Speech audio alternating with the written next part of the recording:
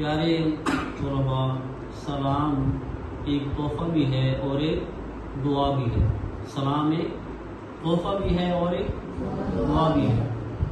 تو جب بھی آپ نے کسی کو سلام کہنا ہے تو سلام بھی اچھا کرنا ہے، ٹھیک ہے؟ دعا دینی ہے تو دعا بھی اچھی دینی ہے۔ تو یہ جو سلام ہے نا، سلام یہ تحفہ بھی ہے اور دعا بھی ہے۔ تو جب آپ گھر سے نکلتے ہیں مدرسے آنے کے لیے، اکیڈمی آنے کے لیے، تو آپ نے سب سے پہلے کیا کہنا ہے؟ گھر والوں کو کیا کہنا ہے؟ سلام کس طرح کہنا ہے؟ بلند آواز سے، جیسے آپ گھر سے نکل رہے ہیں نا، ابھی آپ اندر ہی ہیں تو آپ نے سب گھر والوں کو متوجہ کرنا ہے، آپ نے بلند آواز سے کہنا ہے السلام علیکم ورحمۃ اللہ وبرکاتہ۔ کیا کہنا ہے؟ یہ پکی روٹین بنانی ہے، روزانہ کی بیس پہ آپ نے یہ روٹین بنانی ہے کہ جیسے آپ نے گھر سے نکلنا ہے، ٹھیک ہے، آپ نے سلام کیا کہنا ہے، اور گھر میں امی آپ کی ہیں، والد محترم ہیں، آپ نے ان کا پیار لے کے نکلنا ہے، ٹھیک ہے؟ کوشش کریں آپ ان کا ہاتھ آپ نے سر پہ پھروائیں، وہ آپ کے سر پہ اپنا ہاتھ کرے، والدہ محترمہ، والد صاحب، یا بڑی بہن ہے، بڑا بھائی ہے، پھر آپ نے سلام کیا کہ گھر سے نکلنا ہے۔ جیسے آپ گھر سے باہر نکلیں گے تو کیا دعا پڑھنی ہے؟ کون بتائے گا؟ شاباش، گھر سے جب نکلنا ہے آپ نے کیا پڑھنا ہے جی؟ شاباش، آپ نے کیا پڑھنا ہے؟ بسم اللہ توکلت علی اللہ لا حول ولا قوت الا باللہ۔ دو باتیں، پہلی بات جیسے آپ نے گھر سے نکلنے لگنا ہے نا تو سب کو آپ نے کیا کرنا ہے؟ بلند آواز سے سلام کیا کے نکلنا ہے۔ یہ جو مدرسہ ہے نا، یہ اکیڈمی، قاری صاحب ماشاءاللہ بڑے ہمارے پیارے بھائی ہیں، بڑی محنت کے ساتھ آپ پڑھا رہے ہیں۔ تو میں اکثر کہا کرتا ہوں کہ تعلیم کے ساتھ ساتھ تربیت کا ہونا ضروری ہوتا ہے۔ اگر تعلیم کے ساتھ تربیت نہ ہو تو اس تعلیم کا کوئی خاص فائدہ نہیں ہوتا۔ تو تربیت کیسے ہوگی؟ جیسے آپ نے گھر سے نکلنے لگنا ہے، آپ نے بلند آواز سے سلام کیا کہنا ہے۔ اچھا، جیسے آپ گھر سے باہر نکل آئے تو آپ نے کیا پڑھنا ہے؟ بسم اللہ توکلت علی اللہ لا حول ولا قوت الا باللہ۔ یہ آپ نے دعا پڑھ لی، پڑھ کے اب جب آپ نے بائک پہ بیٹھ گئے، رکشے پہ بیٹھ گئے، پھر اگر آپ نا سفر کر کے آتے ہیں، خوشاب سے آتے ہیں، جوربان سے آتے ہیں، ٹھیک ہے، موٹر بائک پہ آتے ہیں یا رکشے پہ آتے ہیں یا گاڑی پہ آتے ہیں، تو گاڑی پہ بیٹھنے کی دعا بھی ہے، وہ بھی آتی ہوگی، سبحان الذی سخر لنا ھذا وما كنا له مقرنین وإنا إلی ربنا لمنقلبون۔ اب آپ نا مکمل طور پہ اللہ تعالیٰ کی حفاظت میں آگے، جب آپ نے گھر سے نکلنے کی دعا پڑھی بسم اللہ توکلت علی اللہ، کہ میں اللہ تعالیٰ کے نام پر، اللہ تعالیٰ کی ذات پر بھروسہ کرتا ہوں، لا حول ولا قوت الا باللہ، نہیں ہے نیکی کرنے کی طاقت مگر اللہ کی توفیق کے ساتھ، اور نہیں ہے گناہ سے بچنے کی قوت مگر اللہ کی توفیق کے ساتھ۔ پھر آپ سواری میں بیٹھے، آپ نے دعا پڑھی، دعا پڑھ کے آپ اللہ تعالیٰ کی حفاظت میں آ رہے ہیں، اور جیسے آپ طالب علم ہے نا، آپ اپنے گھر سے جیسے نکلتے ہیں تو حدیث پاک میں کیا کہتی ہے کہ جیسے دین کا طالب علم، عزیز طلباء، آپ نا اس کائنات میں سب سے عظیم لوگ ہو، اگر کائنات میں سب سے عظیم لوگ ہیں تو وہ کون ہیں؟ وہ آپ ہیں۔ آپ کوئی عام نہیں ہیں، آپ بڑے خاص ہیں، اور جو خاص ہوتے ہیں نا، خاص، ان کے ساتھ شیطان زیادہ اپنا داؤن بھی لگاتا ہے۔ اب جو عام انسان ہے نا، دنیا دار ہیں، ٹھیک ہے، تو شیطان ان کے پیچھے زیادہ نہیں چلتا۔ اب آپ دین کے ساتھ وابستہ ہیں، قرآن کے ساتھ وابستہ ہیں، تو شیطان آپ کے پیچھے زیادہ پڑا ہوگا۔ تو جیسے آپ گھر سے نکلتے ہیں، حدیث پاک میں کیا کہتی ہے کہ اللہ تعالیٰ کی رحمت کے نورانی فرشتے، اللہ تعالیٰ کی رحمت کے نورانی فرشتے ان طلباء جو قرآن پڑھنے والے ہیں، قرآن کو اپنے سینے میں یعنی محفوظ کرنا چاہتے ہیں، اپنے نورانی پر آپ کے پاؤں کے نیچے بچھا لیتے ہیں، آپ کے پاؤں کے نیچے بچھا لیتے ہیں۔ کائنات میں کوئی ایسا بندہ نہیں ہے کہ جس کے پاؤں کے نیچے آسمان کے نورانی فرشتے اپنے پر بچھاتے ہوں۔ وہ کون لوگ ہیں؟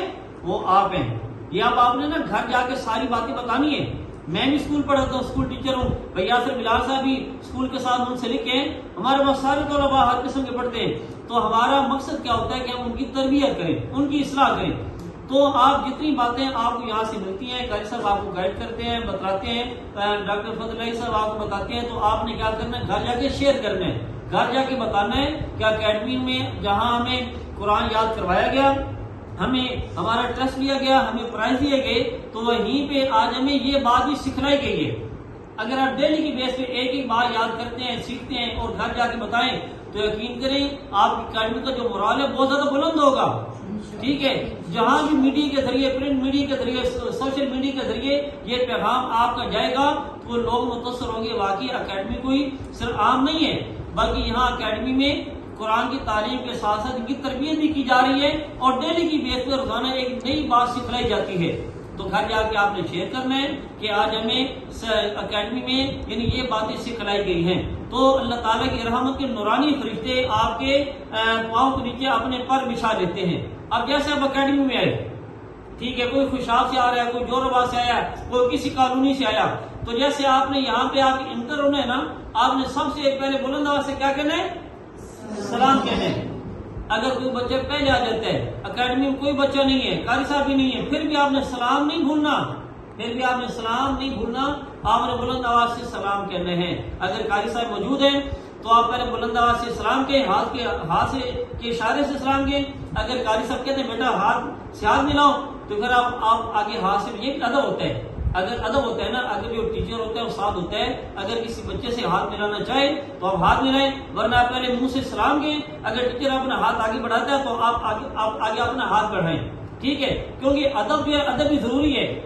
خلیفہ ہارون الرشید بادشاہ گزرا ہے، یعنی پوری دنیا پہ 4 بادشاہ ایسے گزرے ہیں جنہوں نے پوری دنیا پہ حکومت کی ہے، ان میں سے ایک بادشاہ گزرا ہے خلیفہ ہارون الرشید، مسلمانوں کا بادشاہ تھا۔ جمعہ کا دن تھا، مسجد میں جمعہ ادا کیا، جیسے جمعہ ادا کر کے باہر نکل رہے تھے تو خلیفہ بادشاہ اس کے ساتھ جو ان کے بچوں کا ساتھ وہ بھی ساتھ تھا۔ اب خلیفہ کے اپنے 2 بیٹے، انہوں نے کیا کیا، آگے لپک کے اپنے استاد محترم کے جوتے اٹھا لیے۔ ایک بیٹے نے ایک جوتا اٹھایا، دوسرا جوتا اٹھا لیا، اپنے ابا جی کے جوتے نہ اٹھائے تو اپنے استاد محترم کے سامنے سلیقے سے رکھ دیے۔ اب ظاہر بات بادشاہ وہ بھی دیکھ رہا تھا، استاد محترم نے جوتے پہنے۔ اب جیسے نا مجلس برخاست ہوئی تو خلیفہ نے، بادشاہ نے استاد محترم کو اپنے یعنی اپنے کیا کہتے ہیں دربار میں طلب کیا۔ جیسے استاد محترم وہاں پہنچے تو بادشاہ سلامت کہنے لگے، بتلائیے اس روئے زمین پہ، اس کائنات میں سب سے عزت والا انسان کون ہے؟ استاد محترم کہنے لگی، ظاہری بات ہے آپ بادشاہ ہیں، سلطنت آپ کے پاس ہے، آپ کا حکم چلتا ہے تو آپ عزت والے ہیں۔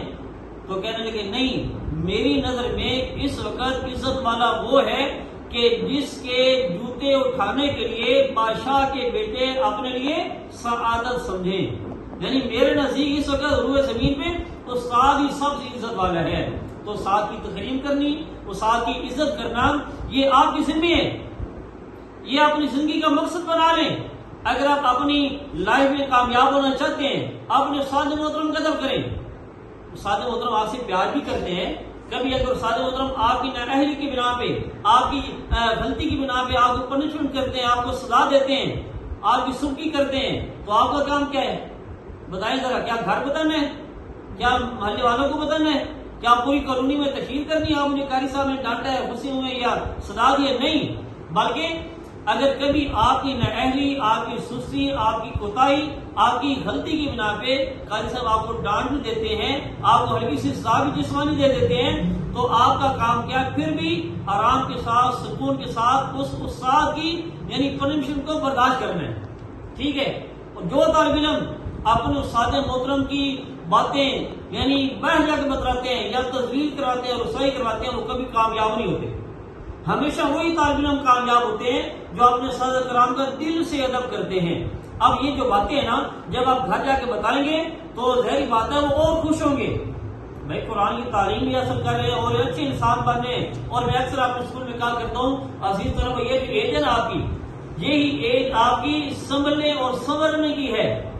آپ کی مثال یقین کریں ایک اس پودے کی طرح ہے کہ جس پودے کو آپ میں سے کوئی ایک لڑکا باہر سے اکھاڑتا ہے یا نرسری سے لے کر آتا ہے، اپنے گھر سے لے کر آتا ہے، وہ گھر لے کر آتا ہے، وہ ننھا سا پودا ہوتا ہے۔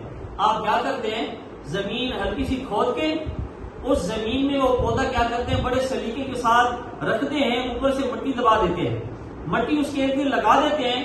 اگر آپ وقت پہ اس پودے کو پانی دیتے رہیں گے، اس کی آبیاری کرتے رہیں گے، اس کی گوڈی وغیرہ کرتے رہیں گے، تو جیسے جیسے وقت کے ساتھ ساتھ درخت بڑا ہوتا جائے گا نا، وہ بڑا بھی ہوگا، مضبوط بھی ہوگا اور سیدھا بھی ہوگا.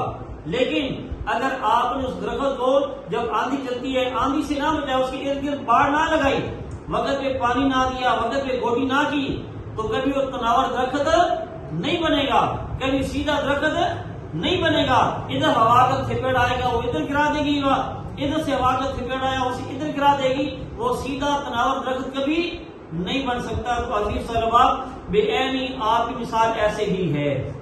ہم آپ کی اصلاح کرتے ہیں، آپ کی تربیت کرتے ہیں، اگر ہم آپ کو غلط بات پہ نہ روکیں، نہ ڈانٹیں، نہ ٹوکیں، آپ کی اصلاح نہ کریں، تو جیسے جیسے آپ بڑے ہوں گے آپ کے اخلاق بگڑ جائیں گے، آپ کے اخلاق بگڑ جائیں گے، اور آپ یعنی صحیح انسان نہیں بنیں گے کہ جب آپ کی اصلاح نہیں کی جائے گی. تو قاری صاحب آپ کی اصلاح بھی کرتے ہیں، آپ کی تربیت بھی کرتے ہیں، اور آپ کو سمجھانا، آپ کی غلطی بھی آپ کو ڈانٹنا. اگر اللہ نہ کرے آپ میں سے کوئی کسی کی جیب سے کوئی چیز نکال لیتے ہیں، قاری صاحب کو پتہ چل جاتا ہے، اگر قاری صاحب نہیں ڈانٹیں گے تو میں کہتا ہوں کہ قاری صاحب بھی اللہ تعالیٰ کے یہاں مجرم ٹھہریں گے. وہ ایک لڑکا جب چوریاں کرتے کرتے بہت ڈکیت بن گیا، جب پھانسی کی سزا ہونے لگی تو لوگوں نے کہا یہ آخری خواہش بتا دو، تمہاری کو آخری خواہش ہے تو پورا کیا جائے گا. کہتا ہاں میری آخری خواہش ہے. کیا؟ کہتا جی مجھے نا اپنی ماں سے ملوایا جائے. مجھے اپنی سمجھ آئی نہیں بات؟ یہ ساری باتیں گھر جا کے بتائیں گے نا. تو وہ ڈاکو بیٹا جو چوری کرتے کرتے بہت بڑا ڈاکو بن گیا تھا نا، جب پکڑا گیا اسے پھانسی کی سزا ہونے لگی تھی، آخری خواہش بتاؤ. کہتا مجھے اپنی ماں سے ملوایا جائے. اب اس کی بوڑھی ماں کو بلوایا گیا، اس کی بوڑھی ماں لاٹھی کے سارے مجمع چیرتی جیسے سامنے آئی، دونوں ماں بیٹا گلے لگ کر خوب روئے.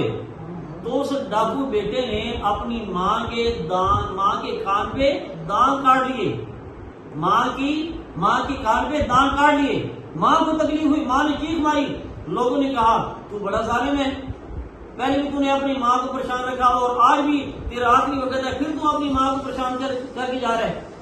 وہ ڈاکو بیٹا کہتا ہے کہ اگر توجہ سے میری طرف دیکھیں سارے، ڈاکو بیٹا کہتا ہے کہ اگر آج میں اس کٹہرے پہ پہنچا ہوں، اگر آج میں اس نوبت پہ پہنچا ہوں کہ مجھے سولی کی سزا ہونے لگی ہے، تو اس کی جو مجرم ہے وہ میری ماں ہے، اس کی مجرم میری ماں ہے. لوگ بڑے حیران ہوئے یہ کیسے. پھر میری بات سنیں، توجہ سے آپ نے بات ذہن میں بٹھانی ہے. وہ ڈاکو بیٹا کہتا ہے کہ اگر آج مجھے پھانسی کی سزا ہونے لگی ہے تو اس کا جو مجرم ہے نا، اس کی مجرم میری ماں ہے. لوگوں نے کہا وہ کیسے. تو ڈاکو بیٹا کہتا ہے مجھے آج بھی یاد ہے کہ میں چھوٹا سا تھا، میں نے اپنے پڑوسیوں کے گھر سے ایک سیب چوری کیا، پڑوسی کے گھر سے ایک سیب چوری کیا، سیب چوری کر کے اپنے گھر میں لے کر آیا. میری ماں نے مجھے دیکھ لیا، میری ماں نے پوچھا کیا کیا، کہا پڑوسی کے گھر سے سیب چوری کی ہے. تو رو کے کہتا ہے اللہ کی قسم نہ اس وقت میری ماں نے مجھے مارا، نہ ڈانٹا، نہ روکا، نہ میرا ہاتھ پکڑا. اگر اس وقت میری ماں میرا ہاتھ پکڑ لیتی، مجھے روک لیتی، تو آج میں اس نوبت پہ نہ پہنچتا. اگر آج میں اس نوبت پہ پہنچا ہوں، مجھے سولی ہونے والی ہے، سزا ملنے والی ہے، تو اس کی اصل جو مجرم ہے وہ میری ماں ہے. تو عزیز طلباء، آپ کی تربیت کرنا، آپ کی اصلاح کرنا یہ لازمی اور ضروری ہے. اور یہاں پہ چھوٹا سا اور واقعہ میں شیئر کروں گا. آپ نے ساتھ محترم فیصل آباد جامعہ سلفیہ کے جہاں میرے برادر اکبر یاسر بلال سے پڑھے ہیں، ساتھ محترم نجیب اللہ طارق صاحب، ان کے میں ایک واقعہ ان کے بیان میں سن رہا تھا. کہتے ہیں جو طالب علم اور ساتھ جو رشتہ ہوتا ہے نا، بڑا گہرا ہوتا ہے، بڑا گہرا ہوتا ہے. کہتے ہیں ایک استاد تھا، استاد اس کے بعد لڑکا پڑھتا تھا. خیر یہاں سے فارغ ہوا تو کافی عرصہ کے بعد نا ایک شادی میں اس بچے کی اور استاد کی ملاقات ہوئی. تو بچہ کہتا استاد جی میں بھی اب استاد بن چکا ہوں. اچھا بیٹا وہ کیسے؟ توجہ سے وہ کیسے؟ تو لڑکا کہتا ہے جو استاد بن چکا تھا، کہتے استاد محترم آپ کی وجہ سے آج میں بھی قاری بنا ہوں، میں بھی استاد بن گیا ہوں. کہا بیٹا وہ کیسے؟ وہ کہتا ہے کہ استاد محترم ایک دفعہ نا ہماری کلاس میں چوری ہوگی، تو آپ نے کہا جی سارے لڑکے کھڑے ہو جائیں، ٹھیک ہے، آنکھوں پہ پٹی باندھ لی اور کہا دیوار کے ساتھ کھڑے ہو جاؤ، دیوار پہ ہاتھ رکھ کے کھڑے ہو گئے، تو کہتے استاد محترم آپ نے سرچنگ کی، تلاشی لیتے لیتے جب میری پاکٹ کے پاس آئے تو جو چیز یعنی گھڑی گم ہوئی تھی نا وہ میری پاکٹ میں تھی، تو آپ نے نکال لی، نکالنے کے بعد جب سامنے آئے نا تو کہا کہ سارے بیٹے آپ نے نا پٹی کھول دی، جب پٹی کھول دی سامنے آئے تو سعد محترم نے کہا ابھی میں تلاشی لے رہا تھا تو ایک بچے کی جیب سے وہ گھڑی مل گئی ہے، لہذا میں اب اس کا نام نہیں لیتا، وہ کون سا بچہ ہے اس کا نام نہیں لیتا، تو لہذا جس کی گھڑی تھی اسے دے دی۔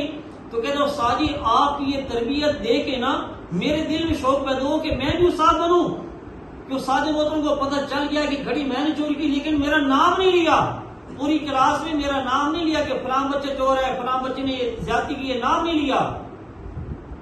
اس وقت استاد محترم کہتے ہیں یاسر صاحب، استاد محترم کہہ رہے تھے نجیب اللہ طارق صاحب اچھا بیٹا تم تھے وہ تم تھے؟ کہتے استاد محترم میں تھا۔ استاد محترم کہتے ہیں بیٹا اللہ کی قسم مجھے بھی نہیں پتا کہ وہ تم تھے۔ کہا استاد محترم وہ کیسے؟ کہتے بیٹا جب میں تلاشی لینے لگا تھا میں نے بھی اپنی آنکھوں پہ پٹی باندھ لی تھی۔ اللہ عزیز طلباء آپ بڑے قیمتی انسان ہیں، استاد اور طالب علم کا جو رشتہ ہوتا ہے بڑا گہرا ہے، اس لیے آپ قرآن کے ساتھ پوری دنیا کی جو عظیم کتاب ہے نا، عظیم کتاب، اس کو آپ نے اپنے سینے میں محفوظ کرنے کا عزم کیا ہے۔ اللہ سے عہد کریں، اپنے والدین سے عزم کریں، اپنے اساتذہ کرام سے عہد کریں کہ انشاءاللہ سارے قرآن کو اپنے سینے میں محفوظ کرنا ہے۔